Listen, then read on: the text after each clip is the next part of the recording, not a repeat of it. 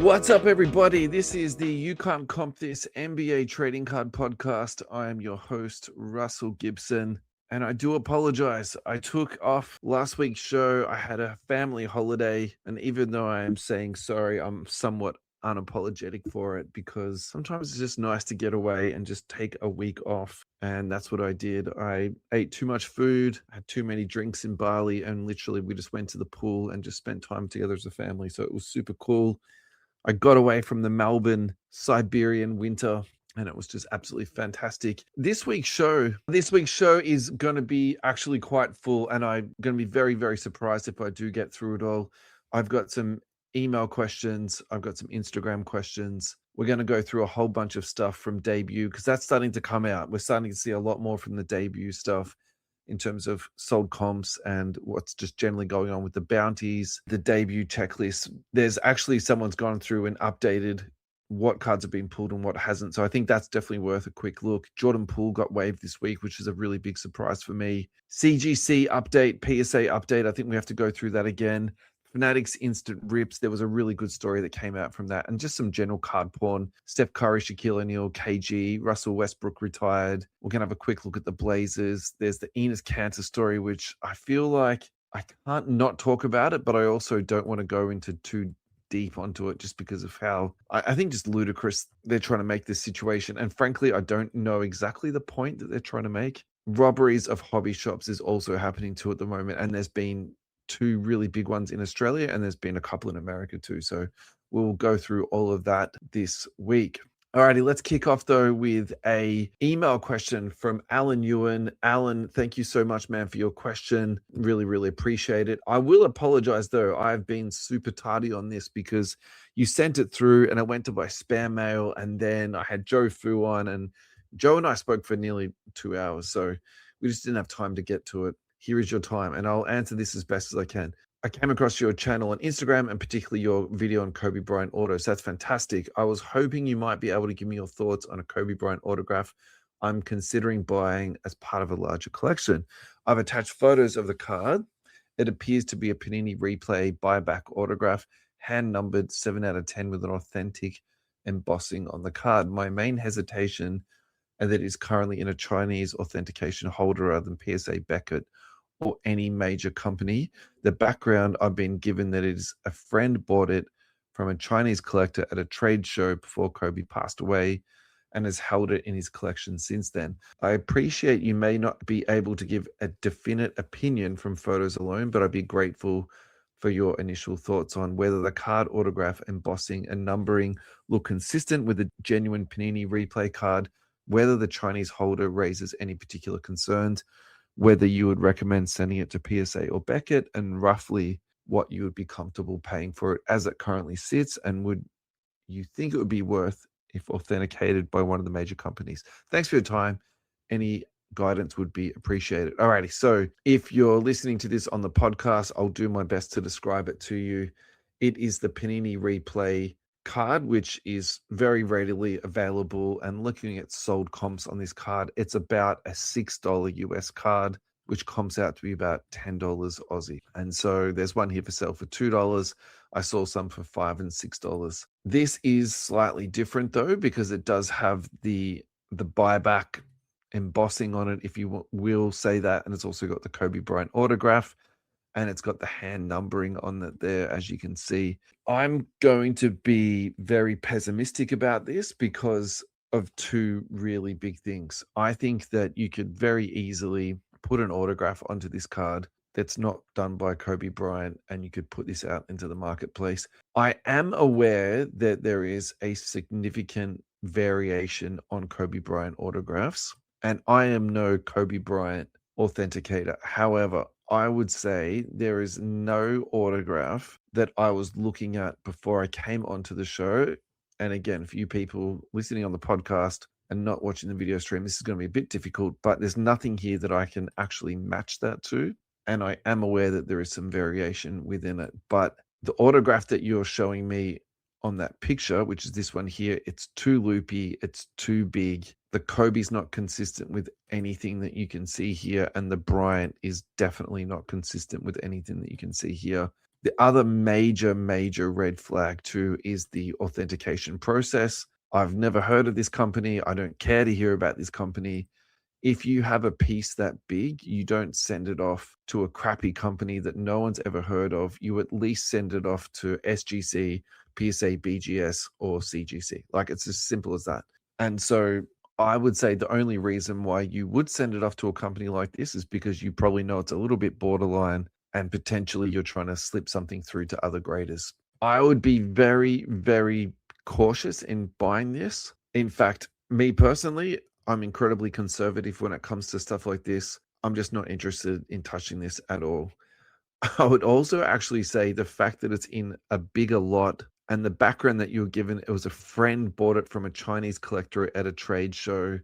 It's all just very, very murky to me. Actually, that to me is multiple red flags. So the first flag is that it's in a lot. The second red flag is that it's in the dodgy encapsulation. The third red flag is the type of the autograph that it looks like. The fourth red flag is the story that it came from a friend of a friend from a trade show. Yeah, to me, man, that's just too much risk. I think that if you are one of those peoples that likes a little bit of risk and you want to see how it goes, like, that will be totally fine. I think if you're got your heart set on this card and you really, really want it, ask for it to be graded before you purchase it, and you'd be happy to foot the bill, split the money that it's going to cost to get graded, something along those lines. I'll try and negotiate that out. But that is it. I wouldn't go anything further from that. I will say this, though. Thank you so much for sending that through. It's super cool. I really appreciate it. Please send me through more questions just like that. That was awesome to answer. This is from Jordan Smalls at jordan.zmallz. Hey, Russ, I've always loved cards, and finally at a stage in life, I have some money to be able to properly get into the hobby. I found your podcast and love it. Jordan, thank you so much, man. You have no idea how much that means to me. It's amazing. And especially because you're an Aussie. Absolutely, man. We need a little bit more Aussie flair in the hobby. I'd love to know what's the best option to get your collection going. Is it breaks, singles, or ripping yourself? Man, I could do an entire show on this, so I'm going to keep this relatively brief, and hopefully I'm not going to crap on about this for too long. But basically, you need to start slow. That's the biggest thing I would say to people. Do not rush into this escapade, because I think that the biggest thing that most people do when they come back into the hobby, or they come into the hobby, they rush and they'll make that sort of initial mistake. And look, if you make a cash mistake and that's the worst thing that you do, it's okay. Everyone does it, but hopefully it's going to be a $20 or a $50 or a $100 mistake. It's not going to be a $1,000 or $2,000 mistake. So that's the first thing. The second thing I would say too is set yourself up to succeed. And what I mean by that very specifically is set yourself a budget and work to that and stick to it, because that's something else that some people really, really struggle with when they get into the hobby, because it's fun and there's so many things to try and there's so many things to spend your money on. And I would actually say at the moment, getting into the hobby now is way worse than getting into it even during COVID or pre-COVID, because now there's a lot more instant spending inside the hobby. So Whatnot is very instant. eBay Live is very instant. There's a Fanatics product that we're going to talk about later on to the show, which is, again, instant sort of rip program that you can get yourself into. There's another Stadium Club where you go on, you buy a graded card, and then it's a digital card of a physical card, and they'll offer you an instant buyback. So if you do well out of that card, you can sort of keep the dice rolling until you get something you really like or that you run out of money. So yeah, set yourself a budget and try your very best to stick to it. Watch breaks online. So get a feel of what's out there at the moment. What cards do you actually want to collect? Because I still feel this way today. It's easier for me to jump into a break and spend my money in a break than actually going out and buying a card. It's a lot more time consuming to actually sit down, think about the card, go online, search from it, get it delivered, where you can just go into a break, and it sort of takes all that thinking and stuff like that away from you. But I would really strongly suggest watch some breaks. So whether it's on Neon Trading Cards, and I'll give them a shout out, they're breaking 10 or 12 hours a day at the moment. You can go onto any other big YouTuber breaker, whether it's Backyard Breaks, if you want to get in and tune into them. But some of the old school breakers that are out there too, that have been doing this for a really, really long time, go and check some of those guys out on YouTube. I think that's a really good idea. We've talked about budget. My rule for expenditure goes into 3. So let's just say that your budget is $1,000. And I think that's a nice sort of round number to work with. If it's $1,000, I would strongly suggest trying to spend $300 onto singles, and you'll be able to get some really cool cards for that $300.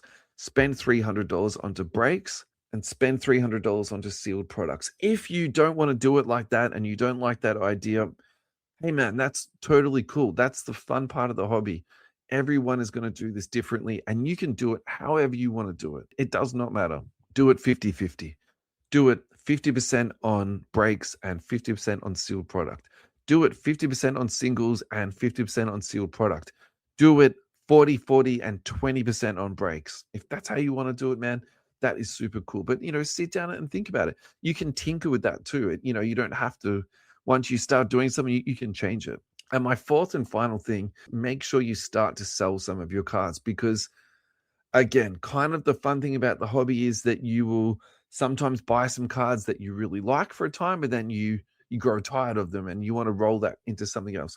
Sometimes you'll buy something, it'll go up and you'll say, oh, I can sell this now and I can buy something better than that card. I can roll some more cash into it. That's the thing I really enjoy doing. I like to buy nice cards that I like, but maybe have a little bit of upside. When they go up a little bit, I'll sell them, take a bit more cash, and then roll it into something else.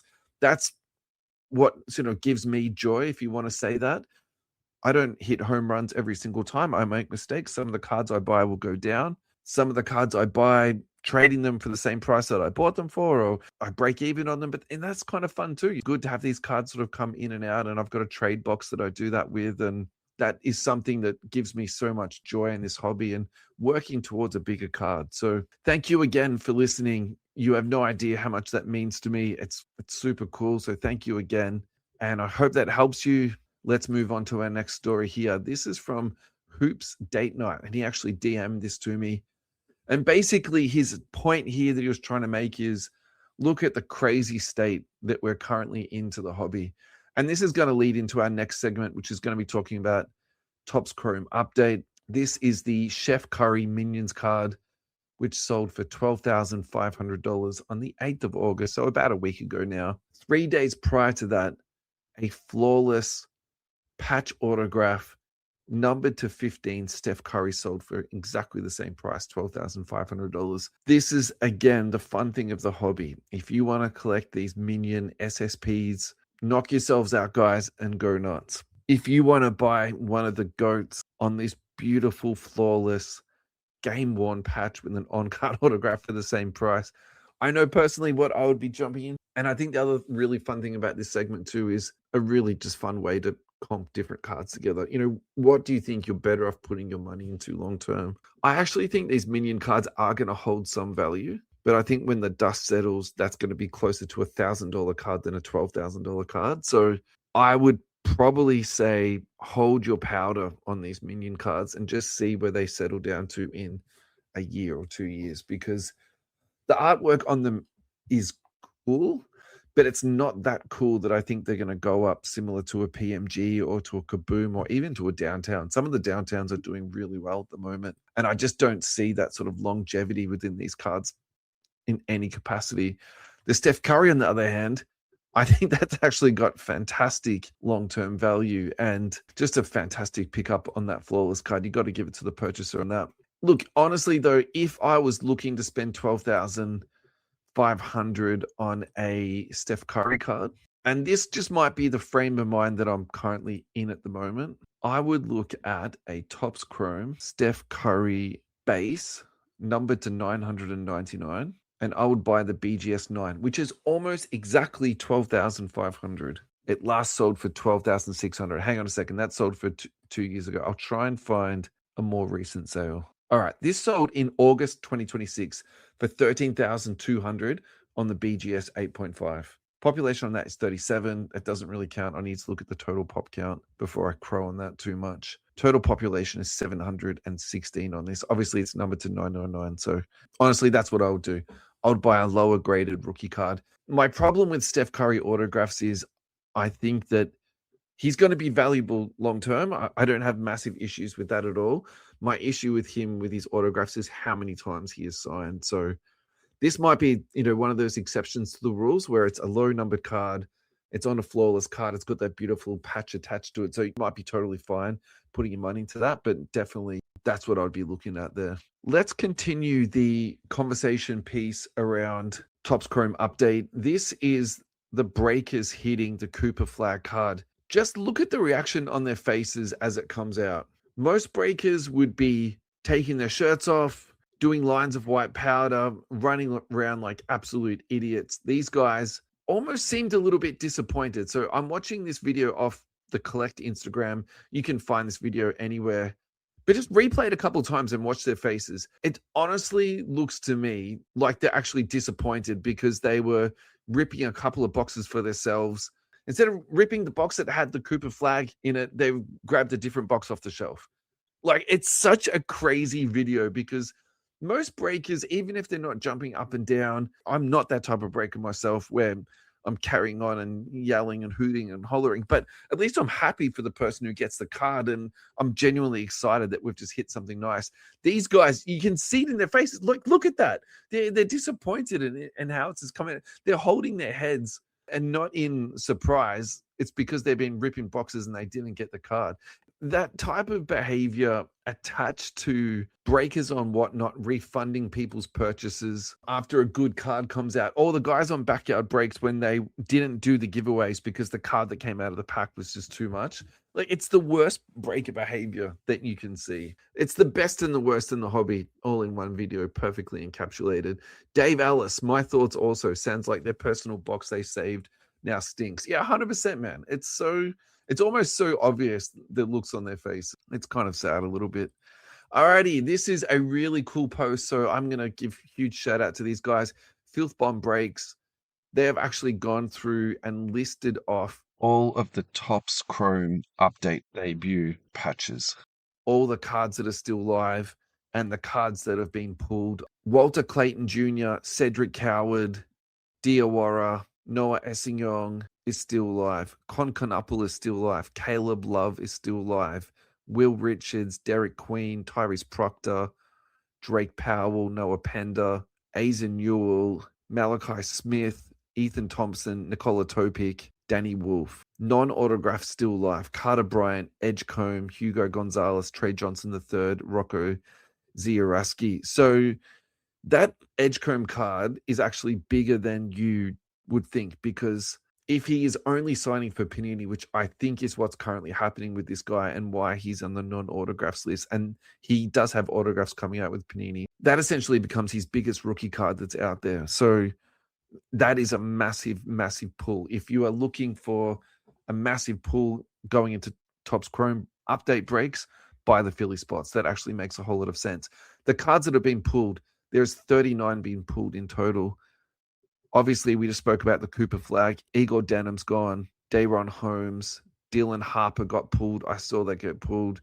Alex Morales, Ryan Nembrand, Julian Reese, Jace Richardson, Nolan Traore. It's really interesting, isn't it? It's actually not massive names that have been taken out from that list. So clearly, they've gone pretty deep on the rookie class, or the names that they've got in here. And the Jeremiah Fears has also been pulled. That's a big one. That's a shame he's not signing, because I think he would definitely be worth chasing after his autographs there. Alrighty, influencer bounties on the Cooper Flagg. This is an interesting one. So I'm actually going to defend this girl. So this is at She Rips Cards. The guys from Sports Cards Nonsense were having a go at her. They were making allegations that it's just a new account and that she essentially is trying to use her. They were tiptoeing around this, but essentially what they were trying to accuse her of or criticize her of was using her physical appearance to leverage that into sports card sales. And look, that is true to some degree. If you go onto her Instagram account, she's sitting in pools in bikinis, ripping cards. I don't think that there's overly incorrect thing to say. The thing that I will push back on what the guy said in Sports Cards Nonsense is that you can't have everybody looking like white middle-aged guys. You need some younger blood coming in, and we need more women into the hobby. So I think the optics of the biggest podcast in the world criticizing this young woman coming in and actually presenting pretty clean, very professionally presented content. I would suspect that she's got a videographer. She's got someone fronting some money to get all this looking as good as what it looks. I think you have to support her, even if you don't agree with everything that she's putting forward. I think that was Jesse's major pushback, was that she was doing it in a bikini. But mate, not everyone wants to look at white guys sitting on their chair growing out a beard. Where is she getting the bounty money from? I suspect that either the money is being put up by a much larger organization and she's essentially the front for it, just like with Backyard Breaks have investors going into them, or she is a genius marketer, Dave, and she's putting up a bounty that she knows won't be fulfilled because there's other bounties up to $3 and $4 million. She's leveraging that to get free publicity for herself. And if that is the case, that is genius and good on her for doing that and working it out that that is an angle that she can use within the hobby to make herself more popular. So I'm not currently following her. I don't particularly want to give her any more Instagram clout than what she needs. Interesting angle on this. And I do suspect we're going to see more of it because we've already seen the guys from Golden's do it. Jeff Wilson would do it. The prices that Jeff Wilson talks about. He's not going to be putting up all this type of money. Yeah, we can't just criticize people literally because they're women, moving into the hobby. This is from Lameme James, and we've got a couple more from Lameme James here. The 1 of 5 red SGA Minion Refractor just sold for $51,000. I'm with Lameme on this one here. He is not a fan of these sales at all. I've got to say, this is going to look terrible in 12 months. Less than that. In 6 months, it's going to go down. Another sale here, Steph Curry, number to 5 for $55,000. So it makes that other one that sold for $12,000 actually look a lot worse because getting an unnumbered for $12,000 but a number to 5 for $55K. I know it's a big price difference, but I wonder if you'd just be better off just rolling your money straight into it on that one there. Wembanyama Alter Ego. So the 1 of 1 has surfaced. It's already been sent to PSA. It is back. It is a PSA 9.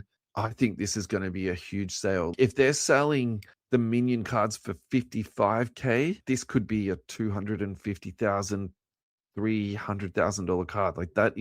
I think that's going to be a massive, massive card.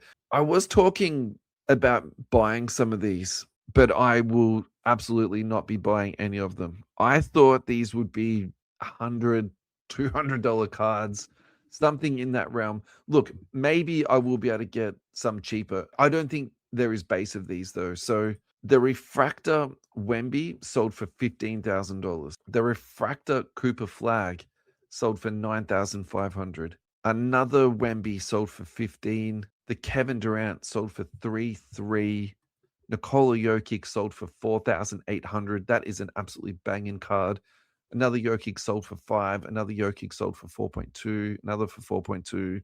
Another for $3.5. All different sellers on the Jokics. I would guess that they're legitimate sales, but that is a lot of Jokics considering. I am a little bit disappointed that these are completely out of my price range. Look, I might be able to maybe scratch together to buy one, but I absolutely will not be able to collect the whole set. So I am a little bit disappointed on that. But in saying that, we do need chase cards. We do need SSPs. We do need banging cards. I cannot be complaining about that in any capacity.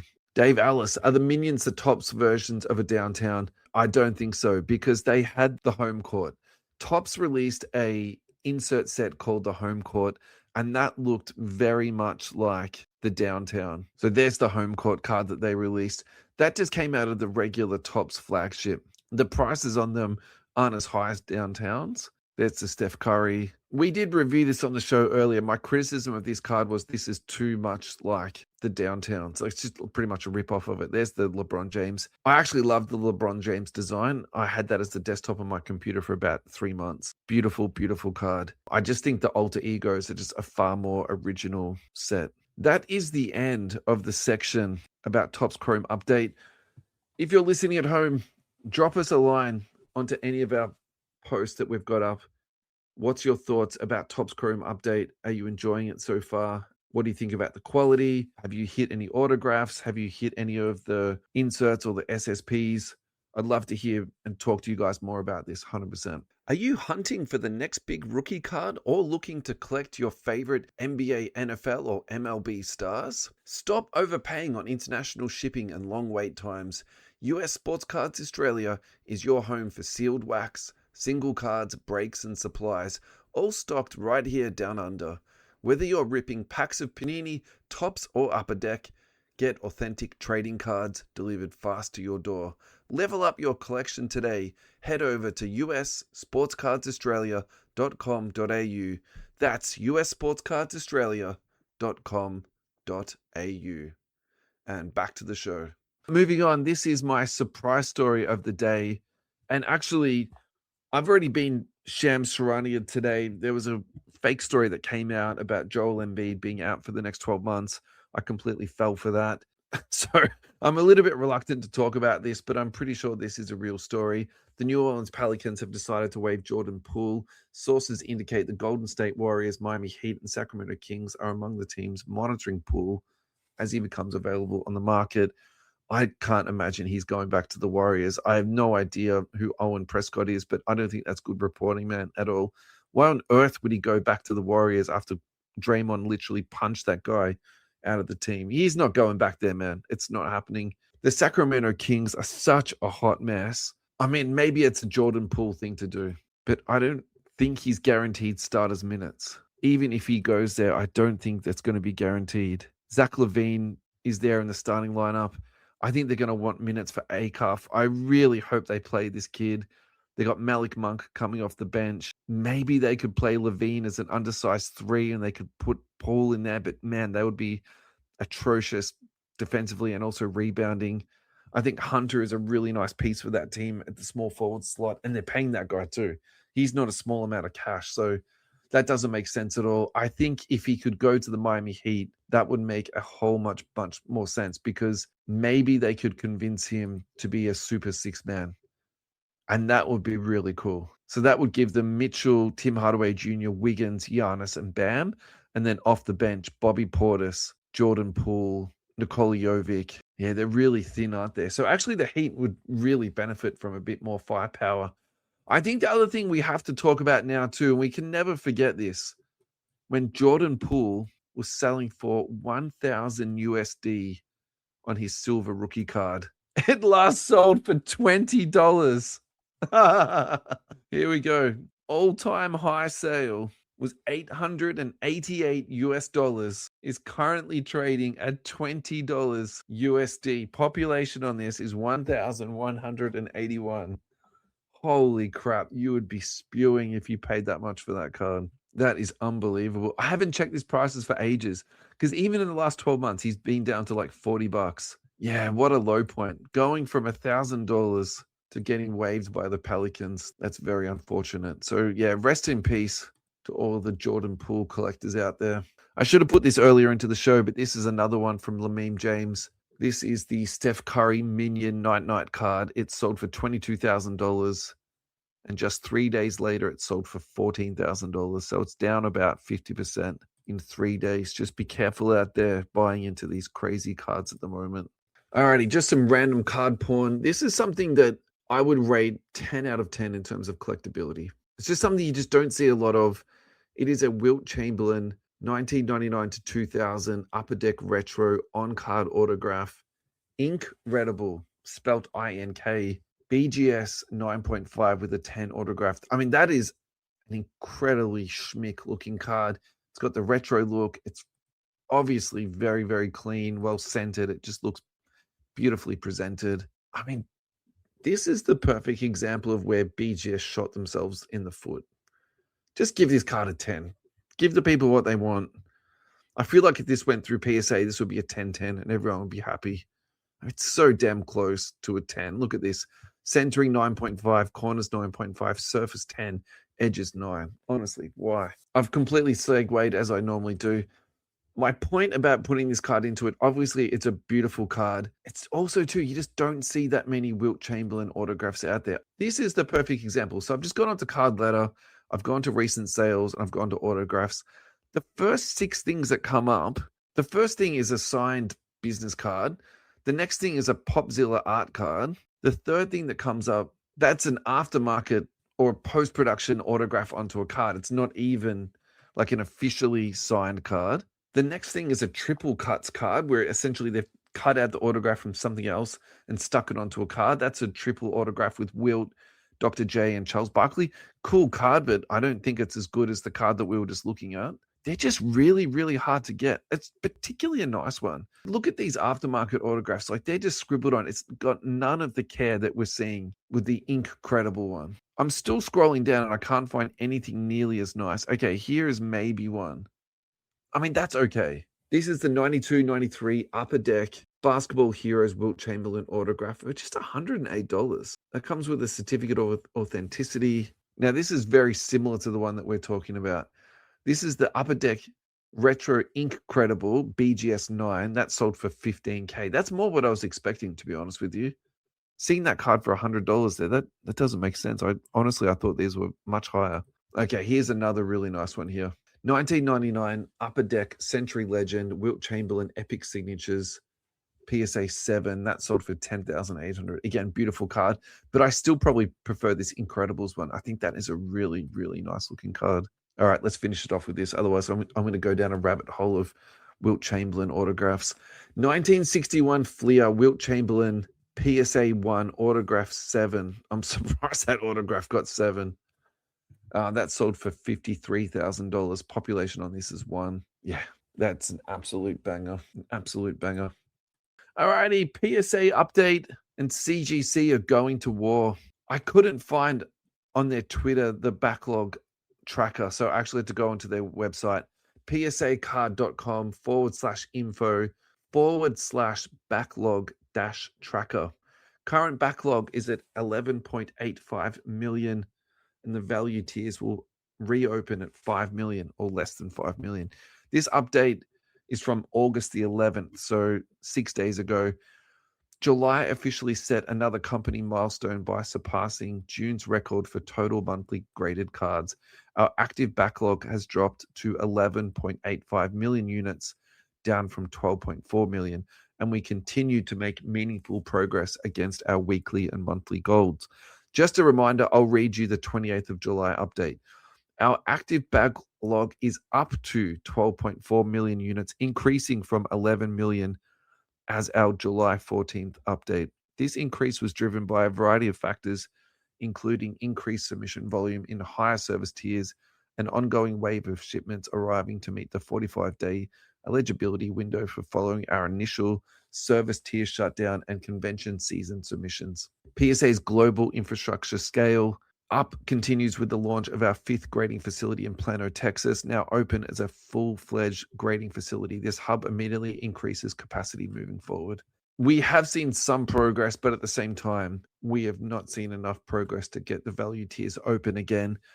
I got to tell you though, and we're going to loop into this in a little bit, there's nothing that says to me these value tiers are actually going to reopen in any meaningful way moving into the future. It doesn't actually make sense that they will reopen them, because I think this is just going to be like Groundhog Day. They open them, they close them, they open them, they close them. I really don't see why they would actually do it. The only reason they would do it is if they just want to crush the competition and be happy to hold people's cards in a backlog. That's the only thing that I can imagine why they would want to do that. But honestly, I don't see why they would want to do that. This is from @thehobby_AUS. So the guys at The Hobby, that's with Lane Pierce, the creator of 130point.com. We're getting word from PSA of another category pause. CX 1,500 submissions will no longer be accepted at this time due to overwhelming submission numbers. Categories currently paused: C500 bulk, C500 plus, C1000, and CX 1,500. We have no time frame of any categories reopening at this time. If you have any questions, please reach out to grading@thehobby.com.au. In actually a lot of ways, I think this is almost a test for PSA. What can they get away with charging people? If they know they can shut down bulk 500 and 500 plus, and people will then submit to 1,500, and that's getting overwhelming, why wouldn't they just leave the 500 closed forever. Maybe they'll bring back the value for C1000 and maybe CX 1500. But yeah, it's actually crazy because you would assume that people would want to take the cheaper way out and wait for the categories to reopen or take their cards elsewhere. And that's just not the case. People are happy to pay more and send it off to the $1,500 category and pay that extra amount. Again, that makes me think that there's no real reason for them to reopen these cheaper categories. This is from CGC Cards. CGC is open for business and they are going to war with PSA. And I kind of love this. I think this is what you need. You need very healthy competition within the environment. And this is to a degree what we lack with Fanatics at the moment. They have no one pushing them to get better with trading cards. They can just do whatever they want and we're going to buy all the cards. So maybe we do need another card producer. From CGC, even as submission volumes soar, we are determined to keep all of our grading services available and affordable. Our lowest grading tier remains just $17 a card. In recent weeks, virtually every other grading service has shut down their lowest grading tiers. Today, it will cost you a minimum of $80 to grade your card with one of our competitors. And they're talking about PSA there. I mean, come on, we can all read the tea leaves on that. And you'll still wait months to get it back. Another dig at PSA there. Well done, CGC. Whether you're grading one card or thousands, CGC is here for you. But collectors and dealers aren't just choosing CGC because other grading services are closing tiers. They trust us. They trust our grades. They love our holder. And they see the value that we deliver. This week, CGC certified T206 Onus Wagner sold for $1.33 million, setting a record for the highest price ever paid for a CGC certified sports card. With this surge in demand, our turnaround times have increased and we're not happy about it. We are taking concrete actions to increase capacity and improve turnaround times, including aggressively hiring and training and continuing to deploy AI across departments. We are now grading cards nearly 24 hours a day at our Florida headquarters with supplemental production at an additional 3 facilities. These efforts have brought our backlog under control, and we expect to see turnaround times improve in the next couple of months. Of course, this still isn't enough. We need to eliminate our backlog and ensure turnaround times stay at our targets.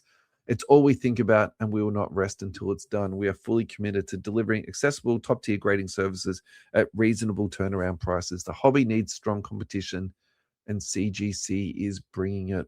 A lot of the things they said there, it's almost like they have to say it. Of course, they're going to say we're doing something about our current backlog.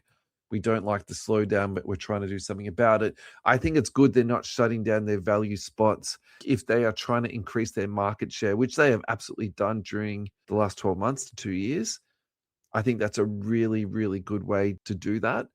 I will say, though, this is going to create more problems for them, or different problems, because now they need to deal with customer complaints. They need to deal with people being unhappy with their cars not coming back in a timely manner, and that does create a different type of problem. I'd also say too, a lot of those problems are very inefficient. Like if you're running a business, it's a whole lot of extra customer service you have to do, and you're not particularly bringing in, more revenue to cover that. So it's a really tricky one. I think they probably could have taken a few more digs at PSA. Honestly, if I was writing this post, I would have been a bit more passive aggressive towards them. The Onus Wagner thing is interesting though, because it's fantastic that a card is sold for $1.33 million in a CGC holder. However, the thought that you have to come to your mind is how much would this have sold if it was in a PSA holder? And is actually this the strategy of the person? Are they going to buy it in the CGC, knowing they can get it for a bit better of a price, send it off to PSA, and then regrade it? So I think there's that bit there. We've got another comment from Dave Ellis. Dave, thank you so much for your contributions tonight. Could this pause help us get back to a non-graded card mentality? 100%. I think you'll be seeing a lot more cards traded at the moment, ungraded. However, this does not stop PSA's stranglehold on the hobby. They are the most dominant force that we have. That really just cements that, doesn't it? It just really proves how dominating they are within the space. If you think our content is worthwhile and you enjoy it, you can support us by heading to your favorite podcast platform, opening any of our episodes, and clicking support the show to make a one-off or ongoing contribution. If funds are a bit tight and you'd still like to support the show, you can help us out by following, liking, or subscribing on our social platforms, YouTube, Facebook, Instagram, Twitter, and TikTok. Just search for You Can't Comp This. And don't forget to turn on auto downloads on your favorite podcast platform. Thank you to Neon Trading Cards for your ongoing support. Head to neontradingcards.com where you'll find a huge array of breaks: soccer, NBA, MLB, F1, AFL, NRL, WWE, and Marvel. Find Neon Trading Cards on Whatnot. Neon is the exclusive home of Lucky Card Co. Repack products, Australia's leading multi-sport repack company. Neon is also a Topps and Fanatics direct breaking partner. Current listed breaks on neontradingcards.com. World Cup Select Hobby, full case 12 boxes, pick your team. MLB Topps Chrome, logo fractor, half case, pick your team. 2026 Topps UFC Stadium, pick your fighter. 2026 UFC Stadium Club, double half case, pick your fighter. Breaks that are sold out: Pristine Baseball, Topps Chrome, Star Wars Galaxy. The guys are absolutely on fire at the moment. MLB, UFC, of course NBA. The lads have got it all. Neon have just launched their official second channel, Neon Trading Cards Plus. On the Plus channel, soccer, MLB, F1, AFL, NRL, WWE, UFC, and Marvel will be featured. Meanwhile, the main Neon Whatnot channel will run NBA breaks and the Lucky Card Co. repacks. Get in, get ripping, and don't miss out. Neon is where the action is. Fanatics Instant Rips. This is from Neo Cards and Comics. Fanatics Instant Rips, not a great look. From the comments on the post, $150 pack, floor is $60. A $29 card was pulled out of the pack and a $22 buyback was offered. I believe their floor values say about or some type of wriggle room in the language. So this is a screenshot of the customer who paid $150 for the pack. It's that thing I was talking about earlier in the show today. So you buy a digital pack. The digital pack is linked to a physical card, but because you're ripping it digitally, you can then get instant buyback on it, and they will offer you instant buyback. And so he's been offered $22 buyback. He's contacted the customer support to say this is what his experience was, and this is the reply that Fanatics provided. I want to clarify that the value provided through Instant Rip is not guaranteed to always match a specific or expected amount. The value can vary depending on the individual card being ripped, as each card has its own assigned value. Because of this, the instant rip value will depend on the card selected and may differ from one card to another. Since the instant rip is randomized, it's possible that the value you've received does not meet the advertised floor amount. If you have any further questions or need additional assistance, please don't hesitate to ask. We're here to help. Best regards, terrible customer service assistant at Fanatics. All right, so this is my take on this. I think that this is not how repacks should be run. I would actually love to get Darren from the cartel on this, because I know the mountain he's going to die on this. And he's had his own problems with building repacks with what people want and the values that he wants to uphold to what should be into a repack. I'm not going to speak on what he's going to say. In fact, I'm going to put this to him and I'll try and get him on to have a conversation about this. But my take on this is that Fanatics is $1 billion company. They don't need to short people $40. So I think they could do one of two things here. They could give you a $29 card and a $40 credit voucher. So that takes you up to your $60. No one would complain about it. They could give you $60 of on-site credit that can only be used there. So technically they actually wouldn't be losing out. The money would be rolled back into a different pack. And again, no one would be complaining about it. The bitter taste that's left in your mouth is when you're told the floor is $60 and you then got offered $22 back. This is the digital version of a guy at a card show wearing a hat backwards offering you 40% of comps. And so I think the really annoying part of this for me is that these are the guys that are currently running the hobby and really are the figureheads and the mastheads of the hobby. Is this the example that we want to be building our hobby around? The other wasted opportunity here, though, too, is these guys actually had the chance to show us how things should be done or how things could be done. And so I think that's the really disappointing part of this. I would also say, too, there is no way that this is the only $22 card that's into their repack. This won't be the only customer that walks away feeling like this. They have to fix this. They can't keep this going like that. I'm just trying to be devil's advocate for 2 seconds though, because what if they purchase the card at $60 and they use some AI tool that will go onto Card Ladder, take the last 3 sales, average it out, and the last 3 sales averaged at $22 or $29, which is why they offered you 22. Maybe it's that thing of, okay, so it averages out at $22. Now the AI needs to add on a $38 coupon to go along with it to bump it up to that $60 floor, something along those lines. Dave Ellis again. I mean, why should the rip online be different than in real life? You don't buy a $100 pack expecting a ceiling of $10. No one ever expected that in the Panini era. I think you're saying that in the Panini era, you ripped a pack for $100 and you could have got $0 back from it. I think that's true if you're buying retail packs, Dave, but if you're buying into repacks, the really big push at the moment on Whatnot is that every single card that goes into a repack has to be put into a catalog and made available for somebody to audit.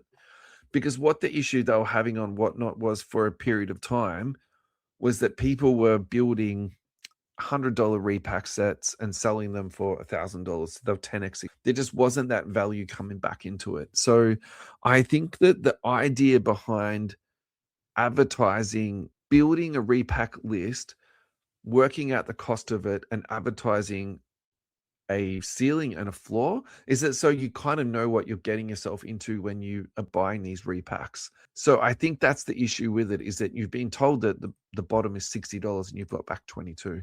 I've spoken about this for way longer than what I expected to. I think I'm going to leave that there because otherwise I'm just going to rant on about this. Let's just have a little bit of look at some card porn here.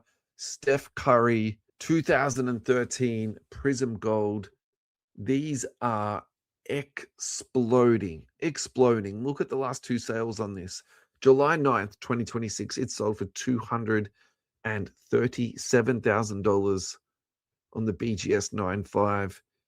The PSA 10 sold for $330,000 on August the 13th. That is absolutely incredible. Congratulations to any of the holders on these cards. This is from Select Skills Collector. I think anything that is Prism Gold is collectible and long term. I think it's all on a sliding scale. I don't think obviously every card's not going to go up to this, but I think even if you've got the worst player in a gold 10, you just hold on to it or you trade it into something, much, much bigger. Yeah, absolutely beautiful. Bit of a follow-up from last week. We have Joe Fu on. If you did miss out on an episode last week, please go back and listen to the whole Joe Fu episode. It was nearly an hour and 40 minutes. If you still want a bit more content, go back and listen to some of the Timeless Moments episodes. When we recorded those, we tried to design them as you could listen to them at any time. So yeah, go back and check that out. This is a little bit of a follow-up and a recap from this. Card Ladder's picked up this story now. Shaquille O'Neal cards are absolutely exploding. This is the Beam Team members only club. It last sold for $39,000 in 2020. That was selling at about $1,000. So that is up exponentially. Huge, huge money going into that card there. Pop on that is 59. I got to tell you, I would, if I had that in my collection, I would probably sell it. I think for $39,000, you could get some other really exceptional long-term holds. You could get Jordans for that. You could probably get into a Jordan rookie, a badly graded one. You could definitely get some Steph Curry rookies, some Kobe Bryants and LeBron James. That's that's a tough one. In saying that, if you held it, if you did own one of those, you just might want to hold on to it because you never know. You would be hoping it's going to go up a bit more, right? News out of the Twin Cities, the Minnesota Timberwolves are finally going to retire Kevin Garnett's, the big tickets jersey number.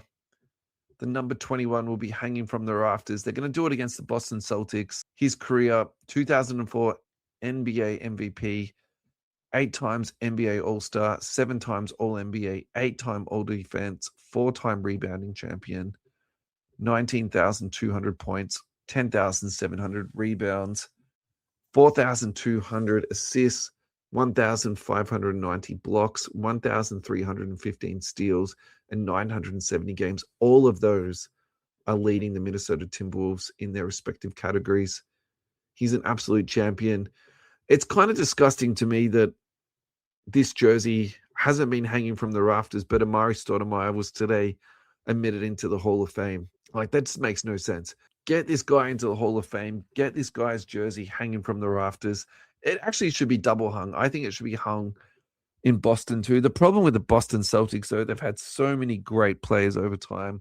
Him just winning one championship probably isn't enough to get it retired there. But as a Timberwolf, it absolutely should have been done a long, long time ago. Let's check out some Kevin Garnett cards. This is not something we do very often at all. We'll do two. We'll do the red PMG. 1997 Metal Universe, Kevin Garnett, Precious Metal Gems, PSA 6. We're going to read out all the sales since 2022. $15,300, $25,000, $27,000, nearly $28,000, down to $24,000, and the last sale was for $17,400. I think that $17,000 sale is going to be very, very well regarded long term. Pop on this is 8. That's obviously for the higher end collectors.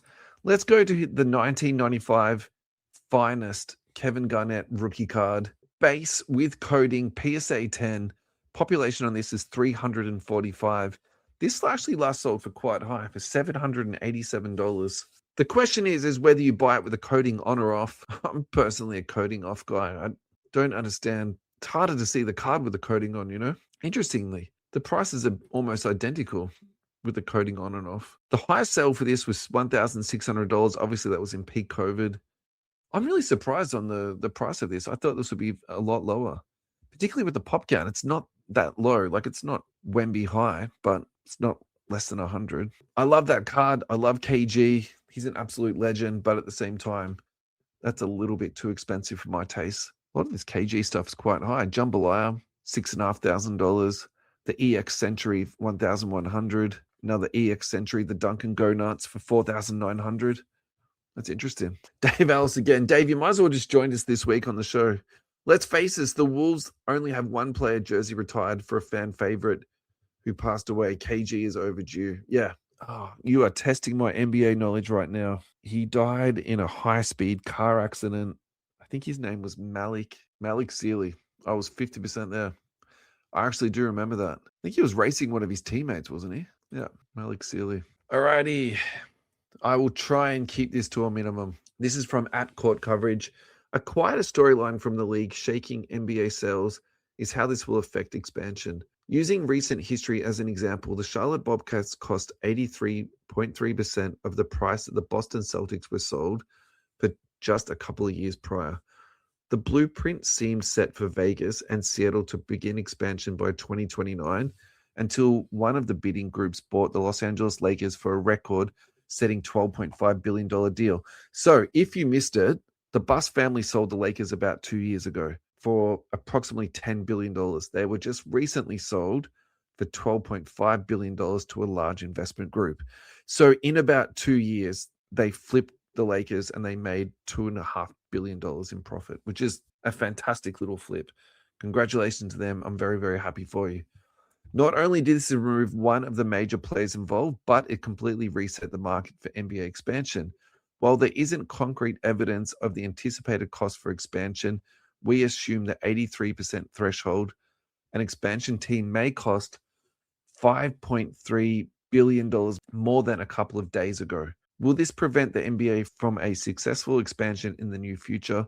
Let me know in the comments below. I would assume that they would somehow adjust the pricing around the league, factoring in that Los Angeles is basically the biggest market in America and probably the most expensive team in the league at this point in time. So I would assume that they will, cost adjust that. So I don't think it's actually going to stop expansion. The thing that I'm really interested to talk about and touch on is the parallels of the Boston Celtics and them trading away Jaylen Brown and them now being owned by an investment group. Because I think that the reason that Brad Stevens gave for trading away Jaylen Brown was absolute garbage, and I still don't believe it. I think that either he didn't get on with Jason Tatum and those two have had a breakup and they've split them apart, and or Brad Stevens was put under pressure by the ownership group to reduce down their total salaries to make the team more profitable. If that is the case, they've gone from building legacy teams that win championships to winning a championship and only being basically 2 years removed from that, and had a terrible bad luck story with Jason Tatum tearing his Achilles, to then breaking apart a championship team that actually could have contended for a chip. So my very long parallel to this is this now going to be the same thing that's going to be applied to the Los Angeles Lakers? Will they be willing to spend up to the second apron, above the second apron, to get them that roster they need to compete to be a championship winning team?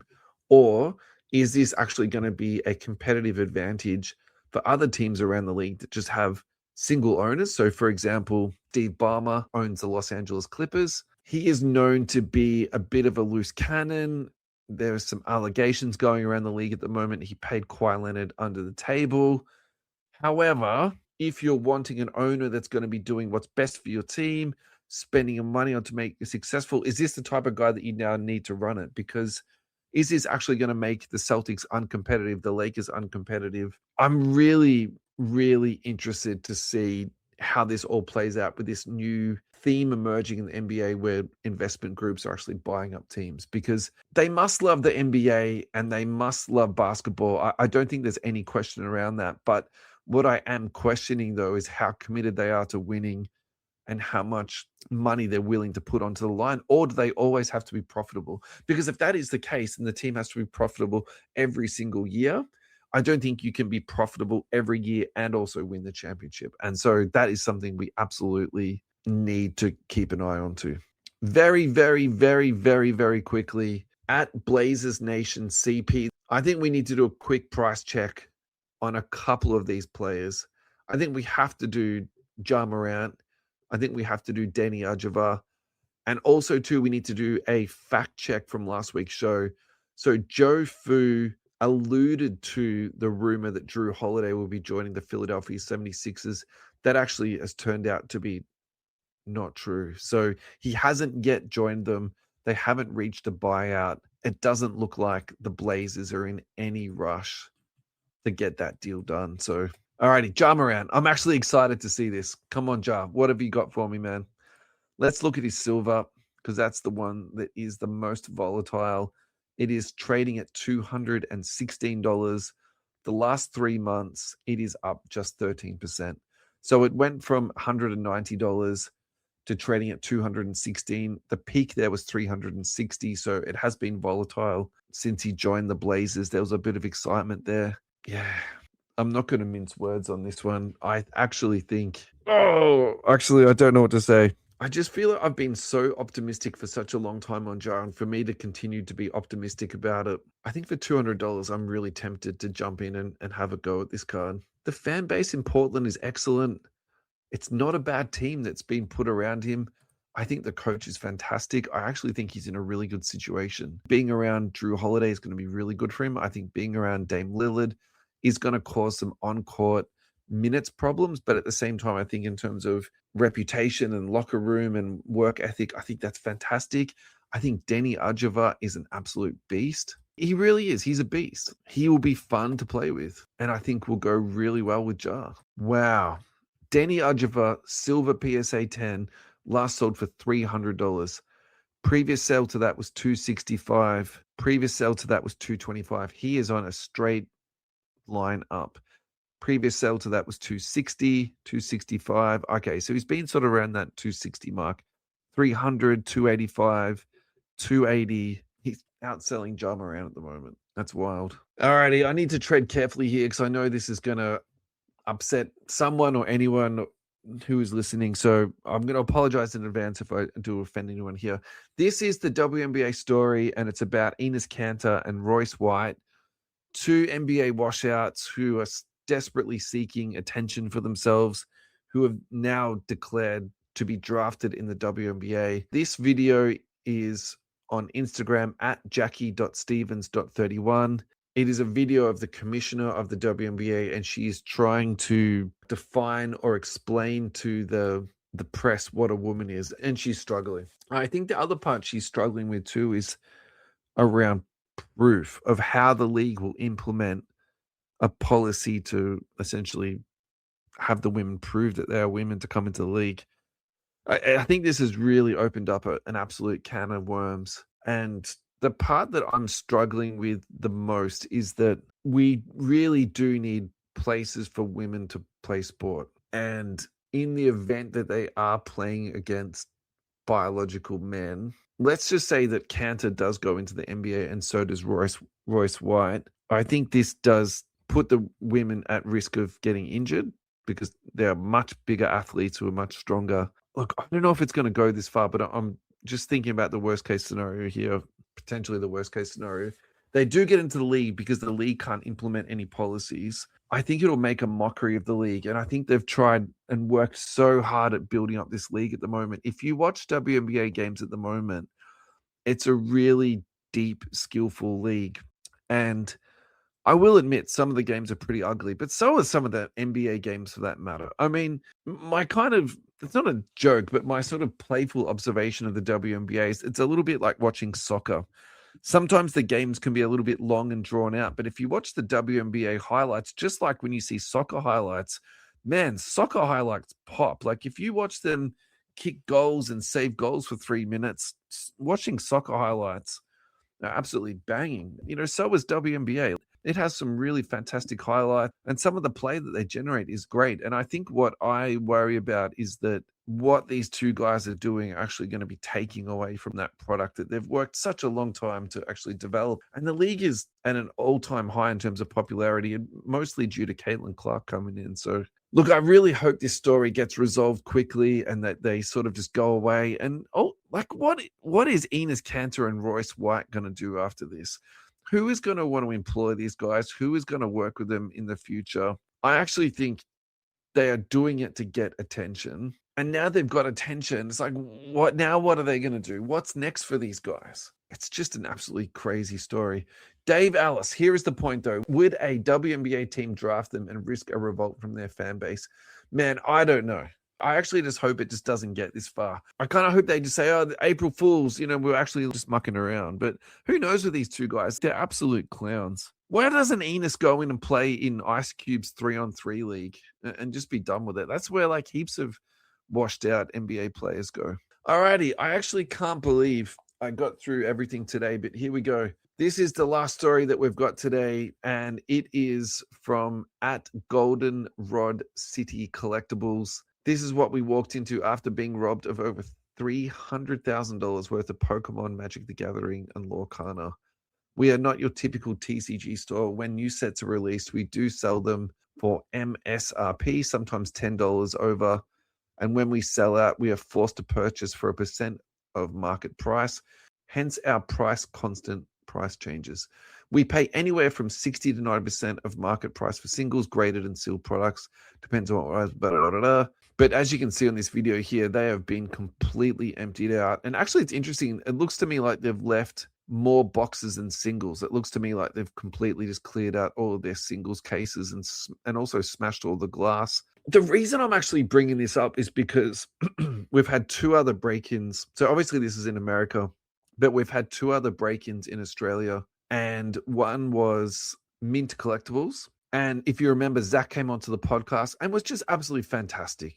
Just like a type of guy, you're very happy having a chat to him. Just seems like a good guy within the hobby. Like you'd just be happy to be working or around someone like that. I'm really, really sorry to hear that your shop was broken into, Zach, mate. You don't deserve that, and it absolutely sucks. The other one that was recently broken into was Pax Collectibles, and Scott Aldridge is either the owner or he's out there running that. And I've known Scott for a long time. He's been in my break groups for a long time. We've just done deals together over, periods of time. The exact same thing.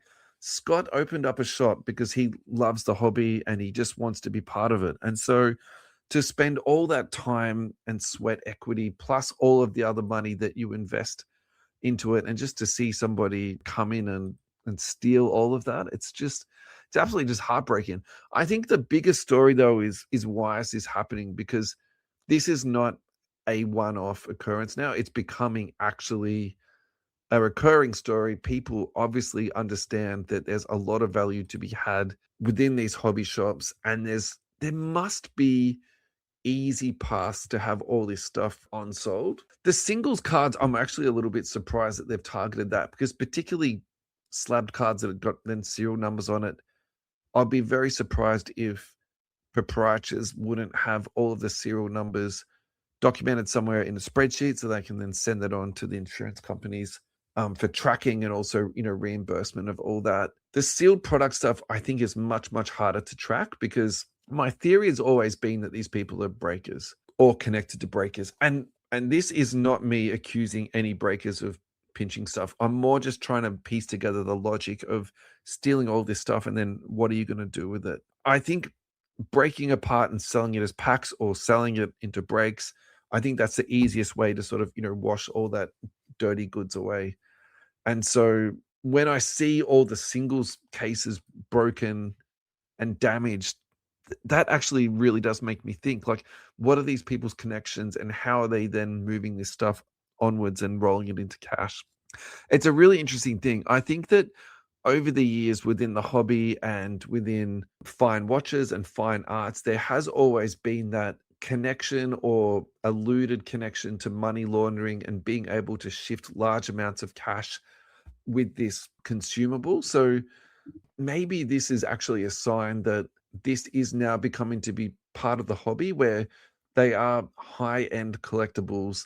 They can be used as money transfer devices or money laundering devices, and can be used instead of, you don't need to declare trading cards if you go on holidays to America, but you do need to declare $10,000 of cash that's sitting in your pocket.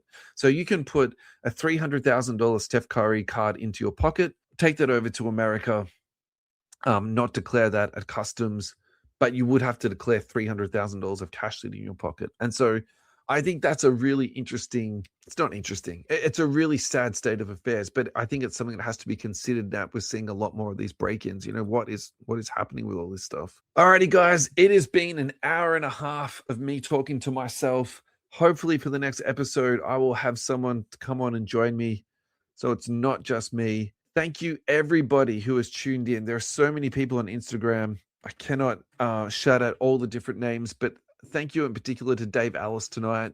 Thank you to Marco.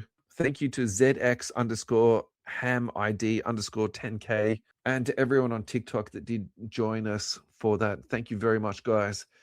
Thank you to all of our listeners overseas too. Thank you to our listeners in United States, New Zealand, Canada, Germany, United Kingdom, Singapore, Belgium, Denmark, and France.